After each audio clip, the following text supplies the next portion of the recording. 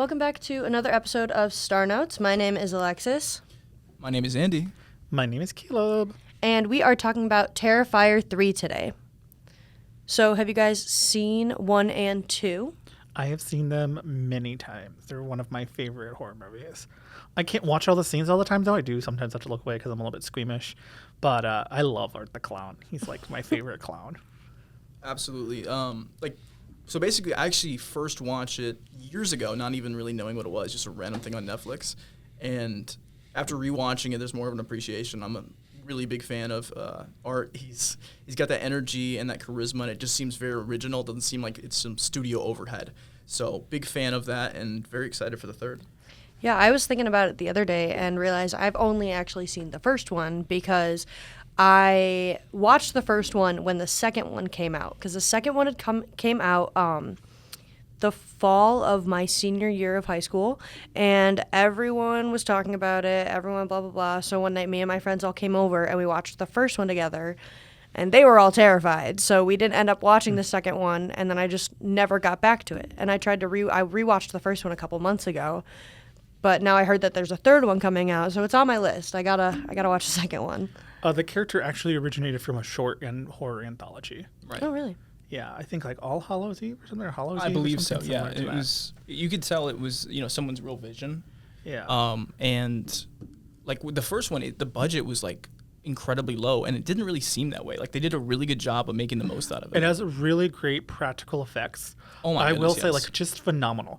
And like, even if you Unbelievable. don't like the grindhouse aspect, which is a little bit like hard to see because it's very graphic at times, I think that they should win an award for practical effects. Like their cinematography, their costuming, it was all really top notch for such an like independent film. It was insane. The third one is now like $1 Yes. million budget or something, yeah. like millions of dollars, because the franchise has done so well. But the first two, especially the first one, it's like like shoestring budget. Yes. I mean, you could tell from the camera quality alone that, like, just from watching the trailer from the third one and watching the first one, that there's a difference there. I think one of the reasons why it had such charm is because, again, it didn't come from a big budget. They could have just, half did it and people would have found it interesting because it's just something to put on. But he had a really clear vision, and, just the look of him. And another thing is the way they did the makeup and the effects is just so impressive, and the time that would take. It was really incredible, and the way they, of course, foreshadowed it as well, it really tied in well. It's a really good movie for being a clown movie. It's not your typical, like, circus clown got loose and, like cheesy or whatever. Like, they made a very original character with a very original, like, storyline.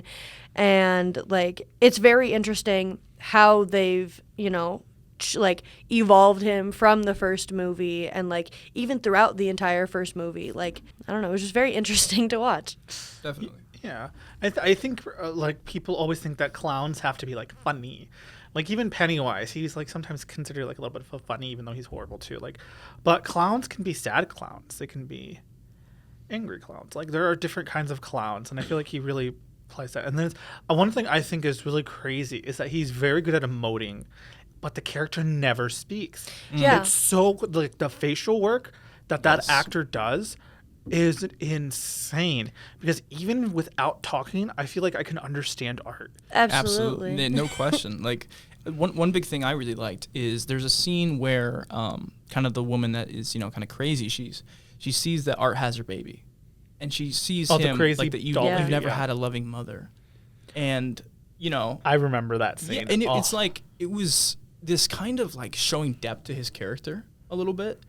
And like he lets her kind of caress her, and in that moment he shows a little bit of like that wanting of it for like just love, and I think for him, like the way he portrays it, and also just the design of his character himself, he's able to still express himself while also having that distinct look.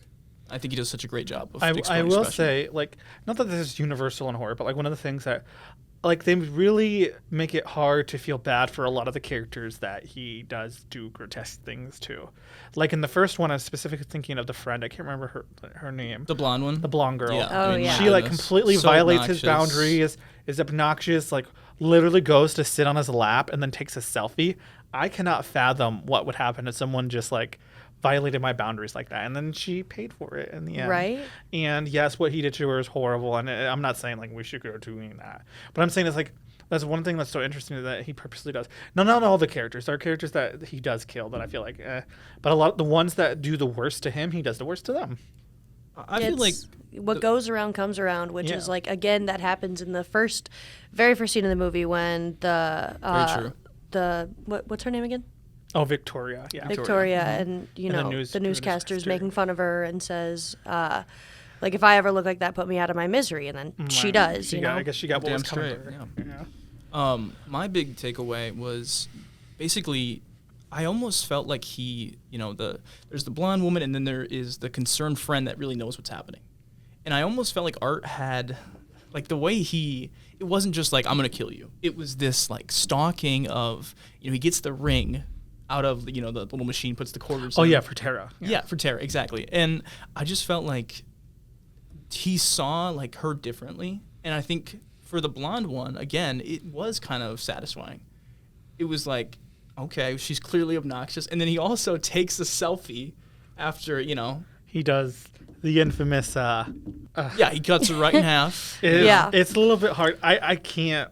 There are certain aspects of the film that I can't stomach. Yes. But I do like certain others. One thing I did like was like the reversing of tropes. Yes. And I feel like that's one thing that Art does really well. Because for the whole time you thought that Tara was the final girl, that she was like gonna live essentially, and then just to have that flipped at the end, and then to realize that her sister was the one from the beginning. I thought that was really brilliantly done. Yeah. And I think that's one of the appeals of Art, is not always directly sticking to like normal conventions of horror films. Oh, absolutely. And like back to the silent actor thing, like Yeah. I've never seen it so well done before, especially in horror, with portraying that much emotion and being like that, having that depth as a character while not even saying a word. Like I actually co-own a haunted house. It's called the Nightmare Haunted House in Minooka, Illinois, and I've been working there for 6 years. And some of the actors are silent actors. Like I've seen them attempt to do it before. And, not everyone, can do it perfectly, but there are those few people that their facial emotions and their stare and their eyes are just enough to like really get you, And that is so well done in Terrifier. I used to also work at a haunted house. I love haunted house acting. It's so fun. Yeah, absolutely. I feel like with Art, it's like the moments where he almost smiles. It really adds to it. If he was just, unemotional and stuff like that, I think you almost just, it even adds to his, like, mystique, where he's sitting across the booth, and I will always remember that scene. He's looking at these girls, and she's freaked out, and the blonde doesn't even know what's happening. And it's just, like, the way he can express his emotions, the smile, the little wave he does, I mean, it just kind of adds to his character, and, it really just creates a level of terror. How did you feel about the addition of the little demon girl apparition? It's not really fully explained in the second one. I feel like the second one really added that story element that wasn't really present in the first. But how do you guys feel about that aspect of it? Like, of the addition of like kind of more of the lore and into the behind the origin of kind of like Art and what he does. Like, how did you feel about that addition to the series? I know you haven't seen it yet. Yeah. Oh, you haven't seen it? I'm so sorry. No, I've it's okay. seen How did it. you So, feel? yeah, so here's my thing. So I do like when there is like consistent world rules and like some characters can see them and some can't. And then honestly, I thought the way she acted, her character design, I felt like it was a little bit underutilized because I thought she was incredible. And like even the way they introduce where, he's at the laundromat.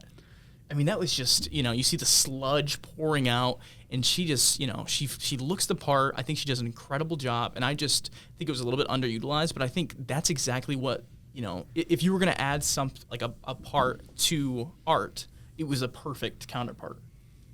You know what I mean? Like her eyes, just about everything. It was very perfect. And I thought the character design was phenomenal. I hope that they do use her a little bit more because I just think she's an incredible actress and fits the movie incredibly well. you need to see the second one. Absolutely. Okay. It I'll go shook home. me to my core. I'll have to go home and Uh, watch it today, but my roommates do not like horror. I will tell. I honestly 100% believe that Terrifier 2 is one of my favorite movies of the year. Whenever it came out. 2022. Yeah, it was whenever it came out, it was really good. I really, really liked it. It adds story element to it. So there's that grindhouse aspect to it, a little bit of the gore. But if you really like a good story in your horror, I really feel like you'd like it. And it's just like there's like characters that matter. And if you're gonna see the third one, which I recommend seeing the third one still, Absolutely. like you're gonna have to see the second one because it's directly tying to questions and things that happen directly in the second one. Yeah. I can feel like you can kind of skip the first one. I feel like the first one was more like a testing of the waters Absolutely. of yeah. the character, but I really feel like in order to really appreciate 3, you have to see 2. There's no question. Because I've Yeah. seen the trailer for the second one and the third one, but I haven't seen the second one all the way through. I think I have maybe started it once and then I never picked back up on it, but it's definitely on the list. I definitely got to go home and watch it. Yeah, there's definitely lots of tropes and things that I like it. Because it follows 2 siblings, and I really liked that dynamic of the brother and sister in it. Well, the fact that he idolizes art. That was so wild. So I mean, that is such an interesting dynamic. You know what I mean?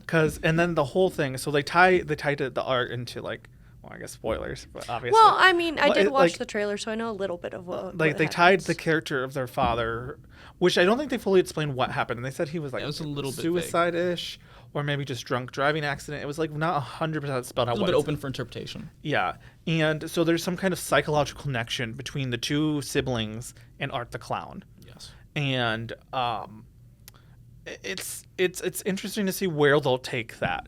So the third one directly follows the siblings as they go to the younger sibling goes to college. So the third one is directly following the storyline of what happened at the end of the second. Yeah, I thought it was interesting. I mean, hey, we're filming for Northern Star, which is college campus newspaper. The third one, I was watching it, and you could see frat houses in the background, and they're getting ready for all this stuff. It's definitely meant for this audience too. It is. I feel like that's one of the reasons why we're covering it too. It's a bloody good time. I guess Christmas comes early this year, I guess. Right? It's like The Nightmare Before Christmas. Is it a Halloween movie or a Christmas movie? It's both. Did you guys hear about when they were filming it that the actor who plays Art the Clown had to step away because he almost threw up filming one of the scenes because of the intense gore it has? Oh God. Yeah. I can believe it. I've seen him with just his his normal self, and it's He's this supposed to be a friendly, adorable really guy. yeah. So it was crazy. I will disagree with you a little bit because I love the first one just because from a film perspective it is such I don't know, it's a tribute to what you can do when you have a vision and a lower budget. Now the second one is what the vision really should be. You know what I mean? And I love that a lot of times these horror movies, they're a little bit more gimmicky, right? Yeah. And they fall to these tropes. But there's a difference between the tropes and then conventions of horror. And I felt like the acting and the way that they did the setting up in the second one didn't feel like bloat. It didn't feel like just unnecessary stuff. And I felt like it did a really good job of making the additional scenes, the dinner scene, with the mother in the bedroom scene. It really added the bedroom to it. scene. Yeah, I've heard a lot about that one. Did you hear about the mashed potato scene? Oh gosh. No. That man. was a wild one. Very wild. He fed the mother mashed potatoes after she was. Oh, lovely. Yes. Yeah, and the son had to watch that. Oh, great. So, childhood trauma via Art the Clown.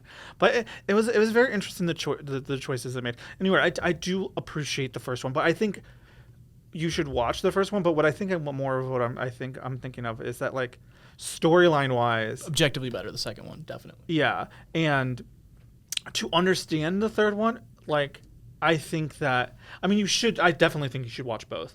But I think if you just watch 2 and 3, it would make sense. Definitely. But I think that building can't the just foundation jump with to the third. first one, Yeah, I it think would you be should too lost, for sure.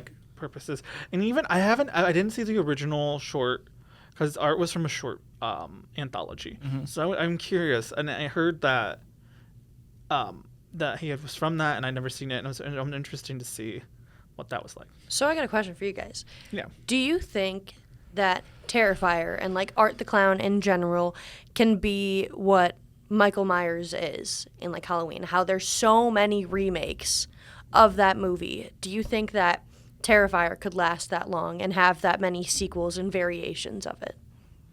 I definitely think that he's an icon of horror now. Oh, for absolutely. Sure. I think that we're going to see him from years to come. I think that people really vibe with Art the Clown. And I feel like whether you like the films or not, he's here to stay. And he came at such a great time, too. Yeah. Like, back, years ago when they didn't have the production, like the things that they have now for special effects and like set design and all of that. Like, he came at such a perfect time where like we have all these great things and, everything is evolving that like, boom, I couldn't think of a time where Art the Clown would have done better. For me, so the only fear I have, okay, is I really like the almost where it has this very real and it's a passion. So I just don't want a studio to come in and kind of just water it down, right? Like, oh, this isn't for all audiences. So I'm hoping it doesn't sell out. Yeah, I think that's my... that's my number one thing is because, they have special effects in tons of movies. This was practical, this was, time that really had to be put into it to make it look the way it is. Like, you don't see this in a lot of movies. Right, like, yeah, and it doesn't hold back. And I, as much as I would love to see more of him, I hope he just continues to do the passion projects. And, because a lot of times these great franchises, when they do get introduced to these big studios, they see them as a way just to print out money. Absolutely. And, this director has a very clear vision, and I don't think that's going to happen.